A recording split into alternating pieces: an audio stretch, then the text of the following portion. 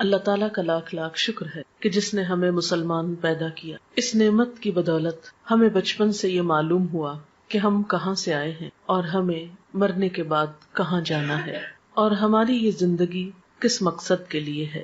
اللہ سبحانہ و تعالیٰ قرآن پاک میں فرماتے ہیں خلق الموت والحیات لیبلوکم ایکم احسن عملا، کہ اس نے موت اور زندگی کو بنایا کہ تمہیں آزما کر دیکھے تم میں اچھے کام کون کرتا ہے. ہم میں سے ہر ایک کے لیے یہ زندگی ایک امتحان ہے. ہم سب سے یہ دیکھا جا رہا ہے کہ ہم کیسے عمل کرتے ہیں.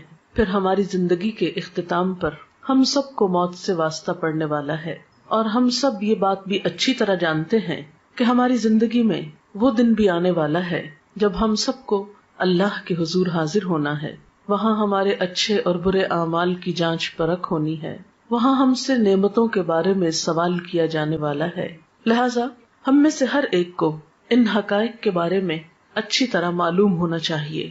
آج کی اس شام جس موضوع پر ہم گفتگو کرنے والے ہیں وہ ہے موت کے بعد کیا ہوتا ہے، اور پھر موت کے بعد کیا چیز ہمیں فائدہ دیتی ہے. تو گویا آج کی گفتگو 2 حصوں پر مشتمل ہے.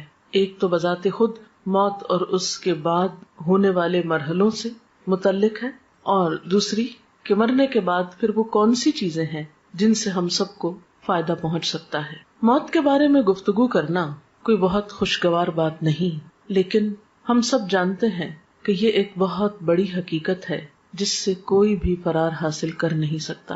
یہ ایک ایسا تلخ پیالہ ہے جو ہم میں سے ہر ایک کو پینا ہے. اس لیے عقل مند ہے وہ شخص جو آنے والے وقت سے پہلے اس کے لیے تیاری کر لے اور اچھی طرح جان لے کہ اس پر کیسی کیسی کیفیات گزرنے والی ہیں. قرآن پاک میں اللہ سبحانہ وتعالیٰ فرماتے ہیں کل نفس ذائقۃ الموت، ہر شخص کو موت کا مزہ چکھنا ہے. اور یہ بات 3 بار فرمائی گئی ہے. موت کیا ہے؟ موت زندگی کا اپوزٹ ہے، زندگی کا جوڑا ہے. ہر چیز اپنے جوڑے کے ساتھ مکمل ہوتی ہے. اسی طرح زندگی کا تصور اس وقت تک ادھورا رہتا ہے جب تک کہ موت کا ذکر نہ ہو. انسانی تخلیق کے بارے میں اللہ سبحانہ وتعالیٰ نے فرمایا وَكُنْتُمْ أَمْوَاتًا فَأَحْيَاكُمْ ثُمَّ يُمِيتُكُمْ ثُمَّ يُحْيِيكُمْ ثُمَّ إِلَيْهِ تُرْجَعُونَ. تم مردہ تھے، پھر اس نے تم کو زندہ کیا، پھر وہ تم کو موت دے گا، پھر وہ تم کو زندہ کرے گا، پھر تم اس کی طرف لوٹائے جاؤ گے، پھر تم اسی کی طرف جمع کیے جاؤ گے. ہم کچھ نہ تھے، پھر ہم وجود میں آئے، پھر ایک وقت ہوگا کہ موت آ جائے گی اور ہماری یہ ظاہری ہستی ختم ہو جائے گی، اور پھر ایک وقت آئے گا کہ دوبارہ زندگی ملے گی اور پھر اللہ کی طرف واپسی، حساب کتاب کا وقت. گویا ہر انسان ان 4 مرحلوں سے گزرتا ہے. پہلا مرحلہ کچھ نہ تھے. اس مرحلے میں ہماری روح موجود تھی کیونکہ اللہ تعالیٰ نے تمام روحوں کو حضرت آدم علیہ السلام کی پیدائش کے بعد پیدا کر لیا تھا، لیکن دنیا میں آنے تک وہ سب ایک انتظار گاہ میں ہوتی ہیں. اس میں روح ایک الگ وجود رکھتی ہے مگر جسم نہیں ہوتا. یہ کیفیت بھی موت سے ملتی جلتی ہے جب روح تنہا ہوتی ہے. پھر زندگی جب ملتی ہے تو روح کو جسم مل جاتا ہے. پھر جب موت آتی ہے تو روح جسم سے جدا کر دی جاتی ہے. پھر جب دوبارہ زندگی ملے گی تو جسم اور روح پھر آپس میں مل جائیں گے. تو گویا دوسرے لفظوں میں موت نام ہے جسم اور روح کی جدائی کا، اور زندگی نام ہے دونوں کے ملاپ کا.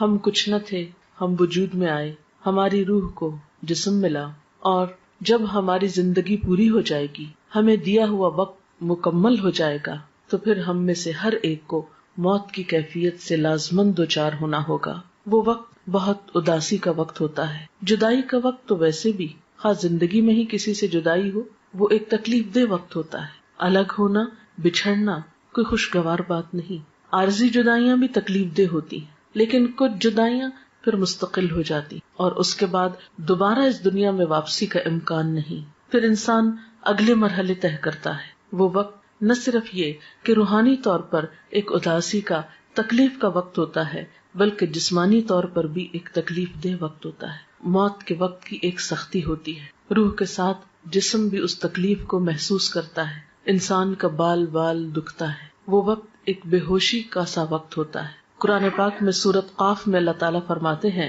وَجَاءَتْ سَكْرَةُ الْمَوْتِ بِالْحَقِّ، اور موت کی بے ہوشی یا موت کی سختی حق لے کر آ پہنچی. یعنی موت کے وقت ایک بے ہوشی کی سی کیفیت اور ایک تکلیف کی سی کیفیت ہوتی ہے. اسی لیے حضور صلی اللہ علیہ وسلم نے ایک دعا سکھائی، اللہم اعنی علی سکرات الموت وغمرات الموت. اے اللہ تو میری مدد فرما موت کی بے ہوشیوں پر اور موت کے وقت جو تکلیف ہے اس پر.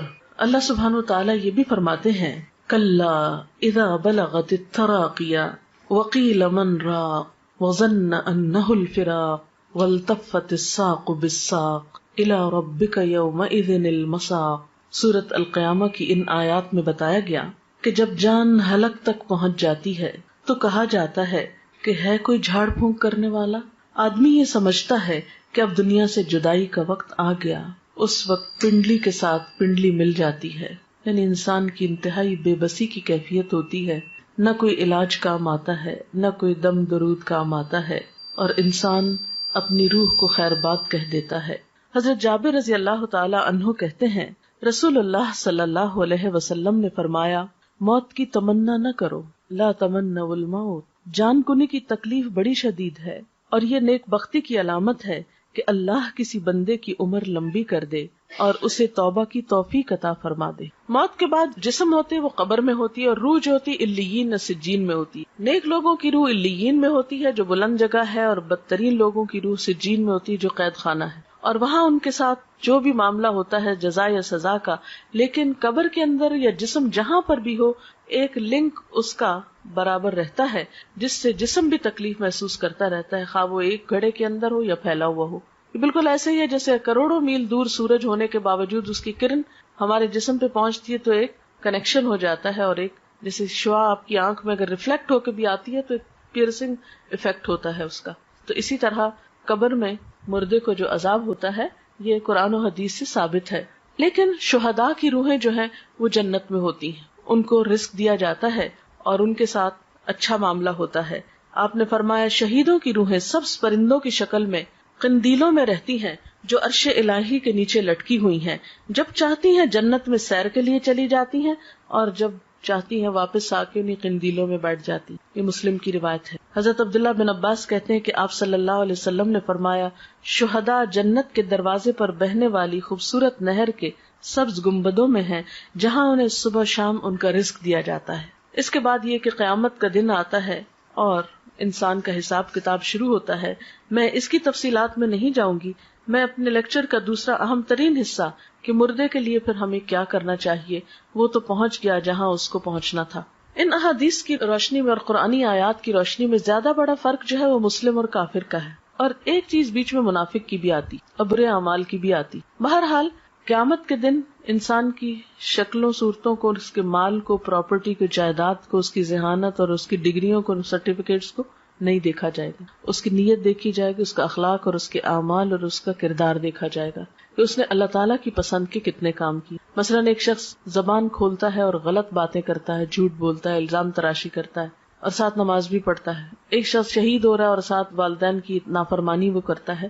تو کچھ مسلمان ایسے ہوں گے کہ جن کے ملے جلے عمل ہوں گے. اب یہ اللہ تعالیٰ پر ڈپینڈ کرتا ہے کہ وہ کس کے ساتھ کیا معاملہ کرے. دیکھیں نا، آپ انسانوں میں کچھ انسان ہوتے ہیں جو آپ کے دوست ہوتے ہیں، آپ کو معلوم ہے کیسے معاملہ کریں. کچھ دشمن ہوتے ہیں، آپ کو پتا ہے. کچھ بیچ کے لوگ ہوتے ہیں، پھر وہ اللہ کی مرضی جس کیٹیگری میں ان کو رکھے. لیکن بہرحال نبی صلی اللہ علیہ وسلم نے جب صحابہ کرام کے سامنے ان سب باتوں کا ذکر کیا تو صحابہ کرام ایک موقع پر اتنا روئے کہ سب نے اپنے منہ پہ کپڑے ڈال لیے اور سسکیاں لے لے کر روئے. ان سب نے یہ محسوس کیا گویا یہ ساری باتیں ہمارے ہی بارے میں کی گئی ہیں. لیکن جب ہمیں اس طرح کی کوئی بات سنائی جائے تو ہم کہتے ہیں نہیں یہ تو کافر کی بات ہے، منافق کی بات ہے، ہم تو کلمہ پڑھتے ہیں اس لیے ہم پہ کوئی اثر نہیں. لیکن ٹھیک ہے ہم کلمہ پڑھتے ہیں، لیکن یہ بھی دیکھنا چاہیے کہ کلمے کی تصدیق کتنی کرتے ہیں، اس کو سچا کتنا مانتے ہیں، اور اللہ تعالیٰ کو بڑا کتنا مانتے ہیں، اس کی اطاعت کتنی کرتے ہیں. یہ بات بھی ہم سب کو سوچنے کی ہے. بات یہ ہے کہ عمل سے ہی انسان کی زندگی بنتی ہے اور اللہ تعالیٰ بھی انسان کے عمل کو دیکھتا ہے. اس لیے ہم سب کو یہ دیکھنا چاہیے کہ ہم نے اپنی آخرت کے لیے کیا تیار کر رکھا ہے. جیسے کہ قرآن پاک میں آتا ہے وَلْتَنْظُرْ نَفْسٌ مَّا قَدَّمَتْ لِغَدٍ، چاہیے کہ ہر شخص دیکھے اس نے اپنے کل کے لیے کیا تیاری کی ہے. سورۃ یاسین میں بھی اللہ سبحانہ و تعالیٰ فرماتے ہیں اِنَّا نَحْنُ نُحْيِي الْمَوْتَىٰ وَنَكْتُبُ مَا قَدَّمُوا وَآثَارَهُمْ وَكُلَّ شَيْءٍ أَحْصَيْنَاهُ فِي إِمَامٍ مُبِينٍ، کہ یقیناً ہم مردوں کو زندہ کریں گے اور ہم لکھ رہے ہیں جو کچھ وہ آگے بھیجتے ہیں اور جو اپنے آثار چھوڑ رہے ہیں، اور ہر چیز کو ہم نے ایک کھلی کتاب میں لکھ رکھا ہے. تو گویا ہر انسان کا نامہ اعمال دو چیزوں پر مشتمل ہے، ایک وہ جو اپنی زندگی میں کام کرتا ہے اچھے یا برے، دوسرے وہ جو اس کے بعد اس کے نام پر یا اس کو دیکھ کر لوگ کرتے ہیں. مثلاً اس کے جتنے بھی آثار ہیں، آثار سے مراد نشانیاں ہوتی ہیں، اثر کی جمع ہے. بچے اس کی نشانیاں ہیں، یا اس کا علم اس کی ایک نشانی یا علامت ہے، یا اور اس کے کچھ اچھے اعمال. ایسے اعمال کا اس کو بعد میں بھی بونس ملتا رہتا ہے، اجر ملتا رہتا ہے، لیکن نئے عمل کرنے کا وقت ختم ہو جاتا ہے. اس لیے ہم دیکھتے ہیں کہ نبی صلی اللہ علیہ وسلم نے فرمایا مرنے کے بعد انسان کے اعمال کا سلسلہ منقطع ہو جاتا ہے سوائے تین چیزوں کے جن کا ثواب میت کو پہنچتا رہتا ہے. نمبر 1 صدقہ جاریہ کرنا، نمبر 2 لوگوں کو فائدہ دینے والا علم، نمبر 3 نیک اولاد جو میت کے لیے دعا کرتی ہے. تو گویا انسان کے آثار میں تین چیزیں ہیں. ایک تو یہ کہ زندگی میں انسان ایسی جگہ اپنے ہاتھ سے پیسہ لگا جائے کہ جس سے لوگوں کو فائدہ پہنچے، سے کوئی کنواں کھدوا دیا، یا کوئی اسکول بنوایا، کوئی ہاسپٹل بنوایا، یا کوئی اور اچھا کام کیا. دوسرا یہ کہ کسی کو کوئی تعلیم دے جائے، کچھ سکھا جائے، کوئی اچھی بات بتا جائے اور وہ اس پر عمل کرے. اور تیسری یہ کہ نیک اولاد جو اچھی تربیت والدین کرتے ہیں تو اس پر جو کچھ وہ نیک اولاد کام کرے گی وہ والدین کے لیے اجر و ثواب کا باعث ہوگی. حضرت انس کہتے ہیں کہ میں نے نبی صلی اللہ علیہ وسلم سے سنا، آپ فرماتے ہیں دوست تین قسم کے ہوتے ہیں، یعنی فرینڈز کی تین قسمیں. ایک دوست تم سے کہتا ہے میں تمہارے ساتھ رہوں گا یہاں تک کہ تم قبر میں پہنچ جاؤ. ایسا آدمی جب قبر میں پہنچتا ہے تو وہ دوست اس کا ساتھ چھوڑ دیتا ہے. دوسرا دوست وہ تم سے کہتا ہے تمہارا بس اتنا حصہ ہے جتنا تم نے غریبوں کو دیا، اور جو کچھ تم نے نہیں دیا اپنے پاس رکھا وہ تمہارا نہیں. اس دوست کا نام مال ہے. یعنی ایک انسانی دوست ہے جو زندگی میں ساتھ دیتا ہے، مرنے پہ ساتھ چھوڑ جاتا ہے. دوسرا مال ہے جو اگر تو اچھے کاموں میں لگا دیا جائے، دوسروں پہ خرچ کیا جائے تو بعد میں بھی کام آئے گا، اور اگر صرف اپنی ذات پر خرچ کر دیا اور اپنی خواہشات کے پورا کرنے پر تو اس سے کیا ہوگا، وہ بعد میں کام نہیں آئے گا. اور تیسرا دوست تم سے کہتا ہے کہ میں تمہارے ساتھ رہوں گا اس جگہ بھی جہاں تم داخل ہوگے، اس جگہ بھی جہاں سے تم نکل کر جاؤ گے، یعنی قبر. اس کا نام عمل ہے. آدمی حیران ہو کر عمل سے کہے گا بخدا ان تینوں طرح کے دوستوں میں سے تم میں حقیر اور معمولی چیز سمجھتا تھا اور یہ میری بھول تھی. میں نے رشتہ داروں کے لیے، دوستوں کے لیے سب کچھ کیا، کوئی کام نہیں آیا، صرف عمل ہی ساتھ رہا. تو گویا ایک دوست انسان ہے، دوسرا مال ہے، اور تیسرا عمل ہے.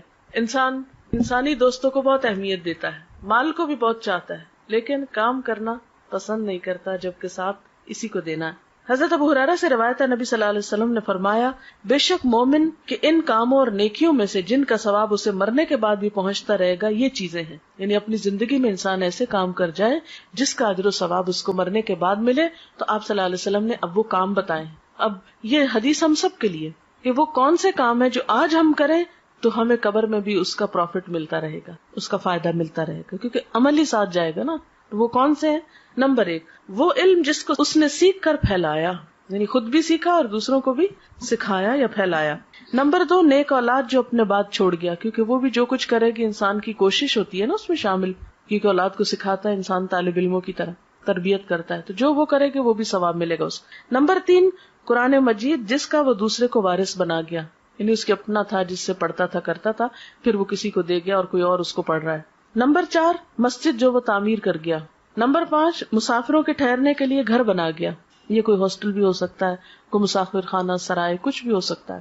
نمبر 6 نہر جاری کر گیا، یعنی پانی کا انتظام کر گیا. نمبر 7 صدقہ خیرات جو وہ اپنے مال میں سے اپنی تندرستی اور زندگی کی حالت میں نکال کے گیا، یعنی کہ مرتے وقت یہ فلاں کو دے دو فلاں کو، وہ تو پھر ہو گیا اوروں کا. ان چیزوں کا اس کو مرنے کے بعد بھی ثواب پہنچتا رہے گا. یعنی یہ وہ اعمال ہیں کہ جو مرنے کے بعد بھی انسان کے کام آتے ہیں. حضرت ابو ہریرہ سے روایت ہے سعد بن عبادہ کی والدہ فوت ہو گئی تو سعد نے کہا اے اللہ کے رسول صلی اللہ علیہ وسلم میری ماں فوت ہو گئی ہے، کیا میں اس کی طرف سے خیرات کر سکتا ہوں؟ آپ نے فرمایا ہاں. عرض کی کون سی خیرات بہتر رہے گی؟ فرمایا پانی پینے کا انتظام، یعنی دوسروں کو پانی پلانے کا انتظام کرو. تو مرنے والے کے لیے یہ نیکی بھی باعث ثواب ہے، خواہ انسان اپنی زندگی میں خود کر جائے یا اس کے بعد اس کی اولاد کرے یا وارث کرے. پھر علم کے بارے میں آپ صلی اللہ علیہ وسلم نے فرمایا بے علموں کو علم سکھانا صدقہ ہے. حصول علم کے راستے پہ چلنے والے کے لیے اللہ تعالیٰ جنت کا راستہ آسان کر دیتے ہیں. یعنی علم جو ہے انسان کے لیے بہترین صدقہ جاریہ ہے. انسان اگر سیکھتا ہے، سکھاتا ہے، کوئی کتاب لکھتا ہے، کوئی مضمون لکھتا ہے، کوئی کسی کو تعلیم دیتا ہے، کسی طالب علم کی فیس دیتا ہے، کوئی اسکول بنوا دیتا ہے، کوئی مدرسہ بنواتا ہے، کچھ بھی جو علم کی ایکٹیویٹی یا ترقی کے لیے، اور آج کا دور جیسے کمپیوٹر اور انٹرنیٹ کا دور ہے یا اور وسائل، تو کوئی بھی ایسا آلہ یا چیز خریدنا یا تیار کرنا یا ایجاد کرنا، وہ سب اس میں شامل ہے جس سے خیر کی بات عام ہو سکے. پھر نیک اولاد، یعنی انسان کی زندگی میں بہت چانس ہے کہ اپنے بچوں کی، اور خصوصاً آپ مائیں ہیں جن کے پاس بچوں کو وقت زیادہ ملتا ہے رہنے کا، ان کی اچھی تربیت کرے. آپ نے فرمایا سب سے پاکیزہ کھانا جو تم کھاتے ہو اپنے ہاتھ کی کمائی سے ہے، اور تمہاری اولاد بھی تمہاری کمائی میں شامل ہے. یعنی گویا اولاد کو قرآن و سنت کا علم دینا، اچھی تمیز، اخلاق، ادب سکھانا جو ہے اجر و ثواب کا باعث ہے. ایک اور چیز جو میت کو فائدہ دیتی ہے وہ دعا ہے. ایک مسلمان جب اپنے بھائی کی عدم موجودگی میں دعا کرتا ہے تو وہ قبول ہوتی ہے، اور اس آدمی کے پاس ایک نگران فرشتہ ہوتا ہے جو کہتا ہے کہ جو دعا تم اپنے بھائی کے لیے کر رہے ہو وہی تم کو بھی ملے. پھر اسی طرح ایک حدیث میں آتا ہے کہ قبر میں میت کی مثال ڈوبنے والے اور فریاد کرنے والے کی طرح ہوتی ہے، جو اپنے ماں باپ یا بہن بھائی یا کسی دوست کی دعا کا منتظر رہتا ہے، اور جب وہ اسے پہنچتی ہے تو دنیا کی ہر چیز سے زیادہ پیاری اس کو وہ دعا ہوتی ہے جو دوستوں کی طرف سے اس کو ملتی ہے یا اولاد کی طرف سے. آپ صلی اللہ علیہ وسلم نے فرمایا بے شک اللہ تعالیٰ اہل دنیا کی دعا سے اہل قبور کو پہاڑوں کے برابر اجر عطا کرتا ہے. یعنی ہماری دعائیں مردوں کے حق میں کیسے ثابت ہوتی ہیں؟ جیسے پہاڑ جتنا تحفہ، جو معمولی چیز نہیں ہے کسی مرنے والے کے لیے دعا کرنا.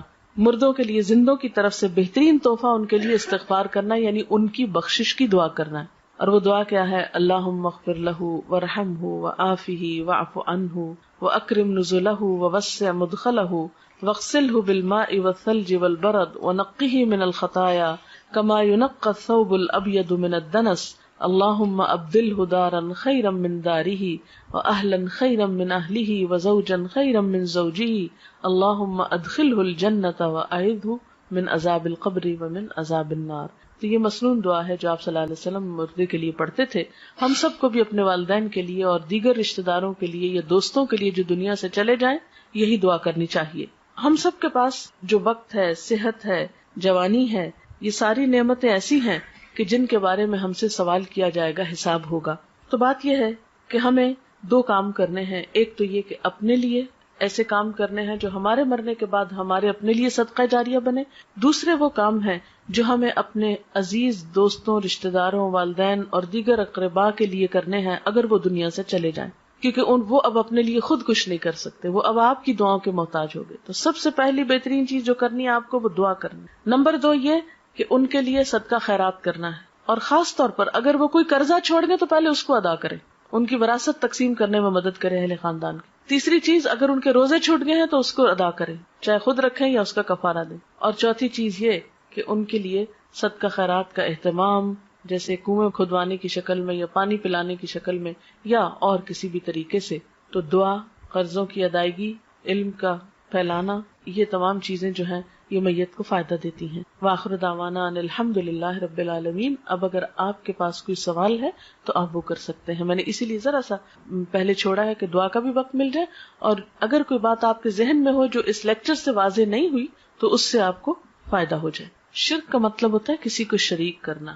اللہ تعالیٰ کی ذات میں، اس کی صفات میں، اس کے حقوق میں، اختیارات میں کسی اور کو شریک سمجھنا شرک ہوتا ہے. ذات میں شرک کیا ہے؟ جیسے اللہ تعالیٰ کو الہ ماننے کے علاوہ پتھروں کے بت یا فرشتوں یا نیک انسانوں کو بھی پوجنا، یعنی خواہ وہ کوئی قبر ہو یا پتھر کا کھڑا بت ہو یا کوئی فرشتہ ہو یا پھر مورت ہو یا کوئی بھی چیز. صفات میں شرک یہ ہوتا ہے کہ جو قوت اللہ کے پاس ہے وہ اوروں کے پاس بھی. مثلا وہ رزق دیتا ہے تو ہم یہ آس لگا لیں کوئی اور بھی دیتا ہے. اگر وہ دعائیں سنتا ہے تو ہم سمجھے کوئی اور بھی ہماری پکار سننے والا ہے. اگر وہ رزق اور اولاد دیتا ہے تو ہم سمجھے کسی انسان کے ہاتھ میں بھی ہے، نعوذ باللہ ایسا.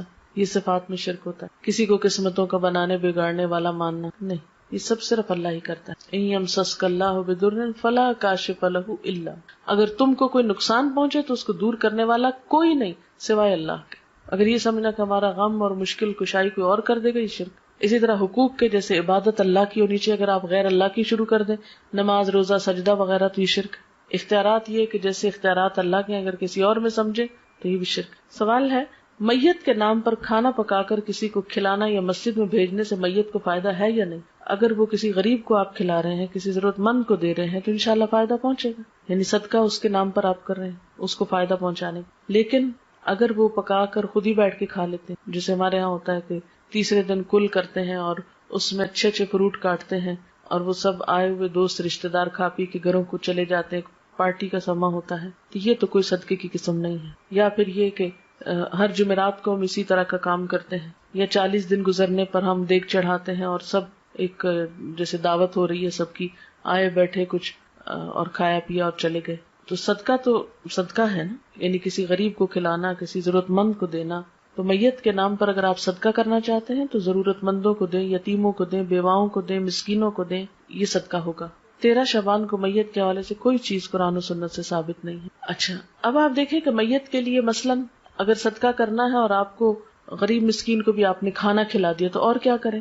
کسی کو پڑھا دیں، کسی بچے کی فیس دے دیں، اور نیت یہ کر لیں کہ اس کا ثواب میت کو پہنچے۔ کوئی اسکول بنوا، آپ دیکھیں ہمارے اسکولوں میں لائٹ نہیں ہوتی، بیٹھنے کو کرسیاں نہیں ہیں بچوں پہ، اور اسی طرح عمارت نہیں ہے سر پہ۔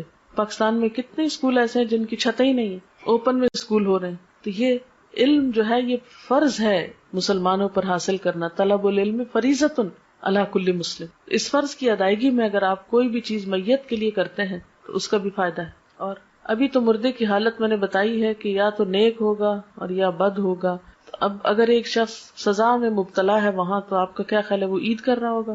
یہ تو عقل کو بھی نہیں لگتی نا بات کہ مردہ عید کرے۔ مردوں کی کیا عید؟ نصف شعبان کی کیا کوئی دعا ہے؟ یہ دعا کی کوئی فضیلت ہے؟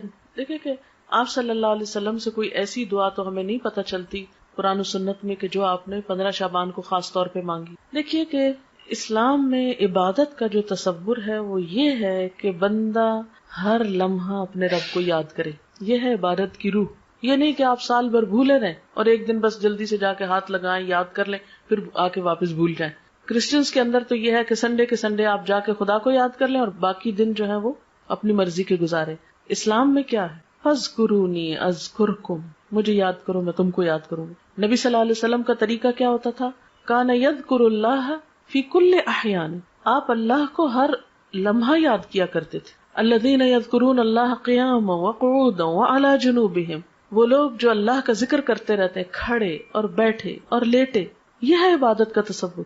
جیسے نمازیں، دن میں 5 نمازیں فرض ہیں، اس کی پابندی لازم ہے، اس کو نہ پڑھنے پہ سخت پکڑ ہے۔ قیامت کے دن پہلا سوال نماز کے بارے میں ہوگا۔ پھر اس کے بعد سال میں روزے فرض ہیں، وہ اگر رمضان کے بغیر آپ رکھیں گے تو اس کو کوئی فائدہ نہیں، وہ نفل شمار ہوگی۔ ایک روزہ رمضان کا بغیر کسی وجہ کے چھوڑ دینا، اس کے بدلے میں زندگی بھر روزے رکھے تو وہ اجر نہیں ملتا۔ یعنی پوری زندگی آپ روزے رکھیں نا اور ایک چھوڑ دیں رمضان کا روزہ تو وہ برابر نہیں ہو سکتا اجر۔ پھر حج فرض ہے صاحب استطاعت لوگوں پر، اور حج کے لیے دن مقرر ہے، مہینہ مقرر ہے، وقت اور جگہ مقرر ہے۔ اگر اس پہ آپ نہیں پہنچے تو آپ کا حج نہیں ہوا۔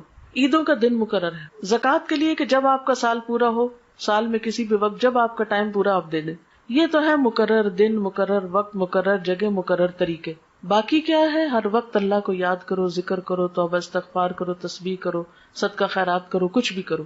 لیکن ہم نے کیا کیا ہے کہ کچھ مخصوص دنوں کو بس خاص کر لیا عبادت کے لیے اور باقی زندگی اپنی مرضی کے لیے۔ یہ طریقہ کار درست نہیں ہے۔ اس میں پھر خاص طور پر جو چیزیں بہت زیادہ زور پکڑ رہی ہیں وہ رجب کی 27 تاریخ کو عبادت کر لینا یا 15 شعبان کو کر لینا، حالانکہ حضور صلی اللہ علیہ وسلم شعبان میں اتنی کثرت سے روزے رکھتے تھے کہ اور کسی مہینے میں رمضان کے علاوہ نہیں۔ آپ کہتے تھے کہ اس مہینے میں اعمال اللہ کے حضور پیش کیے جاتے ہیں کہ میرا جی چاہتا ہے کہ جب میرے عمل اللہ کے حضور پیش کیے جائیں تو میں روزے سے ہوں، یعنی اتنا اجر و ثواب ہے اس مہینے میں روزے رکھنے۔ لیکن ہم لوگوں نے باقی تو نفلی روزے بھول کے صرف ایک 15 کا روزہ رکھ لیتے ہیں، حالانکہ آپ نے صرف ایک دن مخصوص نہیں کیا اس کے لیے۔ ہاں 15 کے بعد روزے رکھنے سے منع کیا ہم کو تاکہ اگلے رمضان کے اوپر اثر نہ پڑے۔ باقی اس مہینے میں صدقہ خیرات کریں، ذکر اذکار کریں، نمازیں پڑھیں، جو بھی کریں اچھے کام وہ آپ کو فائدہ دیں گے۔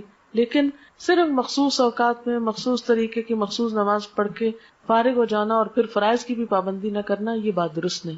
عورتوں کے قبرستان جانے کے بارے میں یہ کہ پسندیدہ نہیں ہے، کبھی ایک آدھ بار چلا جائے انسان عبرت کے لیے تو اور بات ہے، جیسے حضرت عائشہ سے روایت ہے ایک دفعہ وہ گئی تھی اپنے بھائی کی قبر پر، یا یہ کہ آپ لوگ کہیں بازار سے گزر رہے ہوتے ہیں تو راستے میں قبرستان ہے اور گاڑی گزر رہی تو آپ بھی دعا پڑھ دیں۔ لیکن اسپیشلی قبرستان کے اندر جا کے کسی قبر کے پاس بیٹھ رہنا اور عورتوں کا کثرت سے جانا، اس کو ناپسند کیا گیا ہے۔ کوئی شخص مر گیا اس کے نام پر کھانا پکانا اور فاتحہ پڑھنا کیا درست ہے؟ میں نے بتایا نا ابھی کہ اس کی طرف سے صدقہ کرنے کے لیے آپ کسی غریب کو دے دیجئے اور کسی ضرورت مند کو کھلائیے. آپ اس کے نام پہ صدقہ کر سکتے. نام سے مراد یہ کہ اس کی طرف سے کہ اس کو ثواب پہنچے، صدقہ خیرات آپ کر سکتے ہیں. جی فاتحہ جو ہے یہ تو اپنی ہدایت کی دعا ہوتی. سورۃ الفاتحہ میں کیا ہے؟ ایاک نعبد و ایاک نستعین اہدنا الصراط المستقیم. ہم صرف تیری عبادت کرتے ہیں اور تجھ سے ہی مدد مانگتے ہیں، ہمیں سیدھا راستہ دکھا. تو مردے کو تو ہدایت کی دعا نہیں چاہیے، مردہ تو مر گیا، اس کو تو اب بخشش کی دعا چاہیے. اس لیے اس موقع پر کچھ مخصوص ذکر آپ صلی اللہ علیہ وسلم نے ہمیں نہیں سکھایا. بس نیت کریں، خواہ گھر میں نہیں بھی پکائیں. دیکھیں کتنے لوگ ہیں جو گھر میں کھانا پکا سکتے ہیں. کئی لوگ جو ہے وہ ان میں ہمت نہیں، کوئی بیمار ہے، کوئی مصروف ہے، کوئی کسی کے پاس اتنی وسعت نہیں. تو آپ بے شک راشن دے دیں، آپ پیسہ دے دیں، آپ کسی بھی طرح کسی کی مدد کر دیں. ضروری نہیں کہ پکا کے سامنے رکھ کے پڑھ کے پھر دیں. یہ ہم نے خود رواج نکال لیا ہے. دعا کرنا جو ہے میت کو سب سے زیادہ فائدہ دیتا ہے. دیکھیں ہمارا دعا پہ کچھ خرچ نہیں آتا. اذان سن لیجئے پھر دعا کرتے ہیں. سبحان اللہ وبحمدہ عدد خلقہ ورضا نفسہ وزنۃ عرشہ ومداد کلماتہ. سبحان اللہ العظیم. اللہم صل علی محمد وعلی آل محمد کما صلیت علی ابراہیم وعلی آل ابراہیم انک حمید مجید. اللہم بارک علی محمد وعلی آل محمد کما بارکت علی ابراہیم وعلی آل ابراہیم انک حمید مجید. ربنا آتنا فی الدنیا حسنۃ وفی الآخرۃ حسنۃ وقنا عذاب النار. ربنا لا تزغ قلوبنا بعد إذ هديتنا وهب لنا من لدنك رحمة إنك أنت الوهاب. ربنا هب لنا من أزواجنا وذرياتنا قرة أعين واجعلنا للمتقين إماما. ربنا لا تؤاخذنا إن نسينا أو أخطأنا. ربنا ولا تحمل علينا إصرا كما حملته على الذين من قبلنا. ربنا ولا تحملنا ما لا طاقة لنا به واعف عنا واغفر لنا وارحمنا أنت مولانا فانصرنا على القوم الكافرين. یا اللہ پاک جو کچھ ہم نے پڑھا ہے سنا ہے اپنی رحمت سے اسے قبول فرما. یا اللہ جو باتیں آپ کی مرضی کے مطابق ہوئی ہیں، آپ کو پسند آئی ہیں، ہم سب کو اس پر عمل کی توفیق عطا فرما. اگر کوئی بات بھولے سے زبان سے ایسی نکلی ہے جو آپ کو پسند نہیں آئی تو ہم سب کو اس سے دور کر دے. یا اللہ تو ہمارے گناہوں کو معاف کر دے، ہمیں ہدایت عطا فرما، ہمیں ان کاموں کی توفیق دے جن سے تو راضی ہو جائے. اللہ ہمیں اپنی محبت عطا کر دے، اپنے حبیب محمد صلی اللہ علیہ وسلم کی محبت عطا کر دے، نیک بندوں کی محبت عطا کر دے. یا رب العالمین تو ہمارے گناہوں کو معاف کر دے، ہماری کوتاہیوں سے اور سستی سے درگزر فرما. یا اللہ تو ہمیں اس زندگی میں ان کاموں کی توفیق دے جن سے تو راضی ہو جائے. اللہ ہمارے والدین پر اپنی رحمت فرما. یا رب العالمین ریحانہ اور رخسانہ کی والدہ پر اپنی رحمت فرما، ان کے درجات بلند فرما، ان کو اپنی عافیت میں رکھ، ان کو جنت الفردوس کے اعلیٰ مقام میں جگہ عطا فرما، انہیں آخرت کی بہترین بھلائیاں نصیب فرما، ان کی اولاد کو ان کے لیے صدقہ جاریہ بنا، انہیں بہترین نیک اعمال کی توفیق دے جو ان کی والدہ کے لیے بہترین اجر کا سبب ہوں. یا رب العالمین ہم سب بھی اس رستے کے مسافر ہیں، ہمیں بھی ان کاموں کی توفیق دے جو ہمیں وہاں کام آنے والے ہیں. ہماری موت کی سختی کو ہم پہ آسان کر دینا، نیک فرشتوں سے ہمارا واسطہ ہو. یا اللہ ہمیں قبر کے عذاب سے بچانا.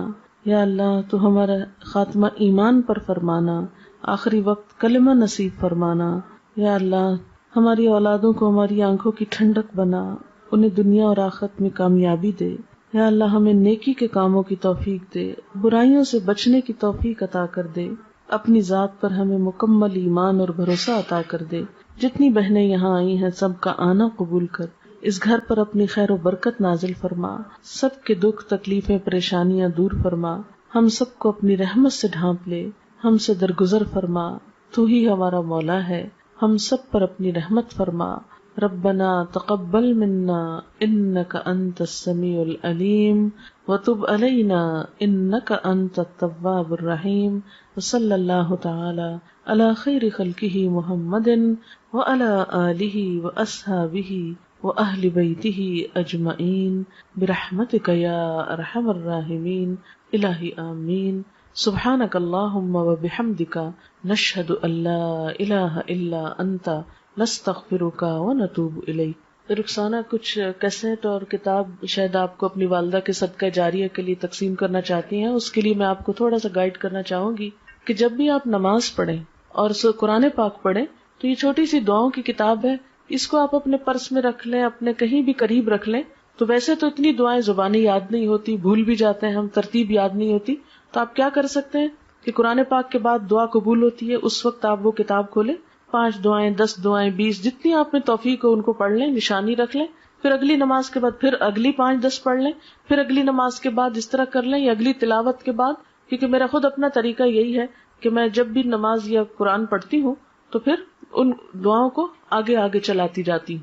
اس طرح الحمدللہ قرآن کی دعائیں اور نبی صلی اللہ علیہ وسلم کی جو مسنون دعائیں ہیں جس میں دنیا آخرت کی ہر بھلائی کا ذکر ہے، ہمارا اپنا دماغ اتنا کام نہیں کرتا، تو وہ آپ پڑھتے جائیں۔ اس کا ایک تو فائدہ آپ کو خود ہوگا، دوسرا یہ کہ جن کے صدقہ جاریہ کے لیے یہ دیا جا رہا ہے ان کو بھی ثواب پہنچے گا۔ دوسرا ایک کیسٹ ہے، اس کیسٹ کا نام ہے واپسی۔ یہ ہماری ایک بچی تھی، طالبہ تھی، وہ فوت ہو گئی، اچانک اس کا ایکسیڈنٹ ہوا تو فوت ہو گئی۔ وہ اتنی نیک بچی تھی کہ خود پڑھتی بھی تھی اور پڑھاتی بھی تھی اور ہر ایک کی مدد کے لیے تیار رہتی تھی، تو اس کی زندگی ایک بہت مثالی زندگی تھی۔ اور اس کے علاوہ تعزیت کے کچھ آداب اور واپسی کا جو سفر ہے دنیا سے، اس پہ کچھ باتیں اس کیسٹ میں موجود ہیں، آپ خود بھی سنیں، اوروں کو بھی سنائیں، تو اس سے بھی انشاءاللہ ان کی والدہ کے لیے بھی اور خود اس بچی کے لیے جو فوت ہوئی ہے ایک صدقہ جاریہ ہوگا۔ اگر ہم دوسروں کے لیے بھلائی سوچیں گے، ہم دوسروں کے لیے خیر سوچیں گے، تو انشاءاللہ اللہ تعالی ہمارے لیے بھی کوئی خیر کا راستہ نکال دے گا۔ السلام علیکم ورحمۃ اللہ وبرکاتہ۔